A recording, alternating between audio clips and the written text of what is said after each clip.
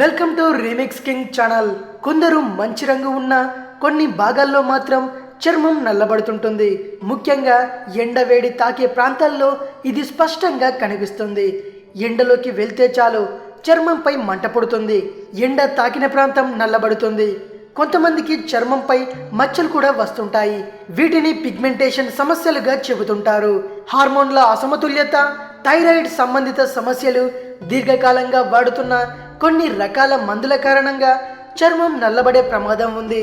జుట్టుకు రెగ్యులర్గా రంగు వేసుకునే వారికి ఈ విధమైన పిగ్మెంటేషన్ సమస్యలు ఎక్కువగా వస్తుంటాయి. ఇవి సూర్యుడి అతినీల లోహిత కిరణాల వల్ల ఇంకా ఎక్కువయ్యే అవకాశం ఉంది.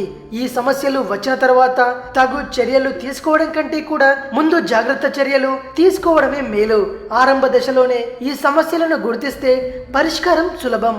ఇందుకోసం పాటించాల్సిన నియమాలు: మంచినీళ్లు ఎక్కువగా తాగాలి, తాజా పండ్ల రసాలు, మజ్జిగ ఎక్కువగా తీసుకోవాలి, నల్ల ద్రాక్ష, పుచ్చకాయ, దానిమ్మ పండ్లు ఎక్కువగా తినాలి.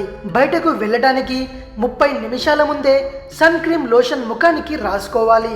నల్ల ద్రాక్ష గుజ్జుకి తేనె కలిపి ప్రతిరోజు స్నానానికి 20 నిమిషాల ముందు ముఖానికి రాసుకొని ఆ తరువాత చన్నీళ్లతో స్నానం చేయాలి. కొంచెం క్యారెట్, కొంచెం క్యాబేజీ, కొంచెం ఓట్స్ కలిపి మిక్సర్లో పేస్ట్గా తయారు చేయాలి.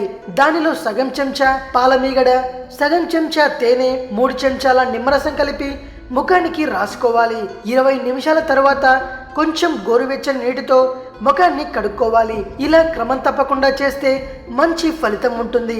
పిగ్మెంటేషన్ సమస్య ఉన్న వాళ్ళు ఎండలో బయటకు వెళ్ళి వస్తే ముఖం కడుక్కొని కీరాను గుండ్రటి ముక్కలుగా కోసి ముఖంపై 20 నిమిషాల పాటు ఉంచుకొని రిలాక్స్ అవ్వాలి.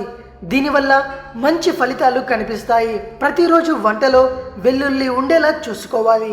ఇది విషయం. మరిన్ని హెల్త్ టిప్స్ కోసం రీమిక్స్ కింగ్ ఛానల్ని సబ్స్క్రైబ్ చేయండి.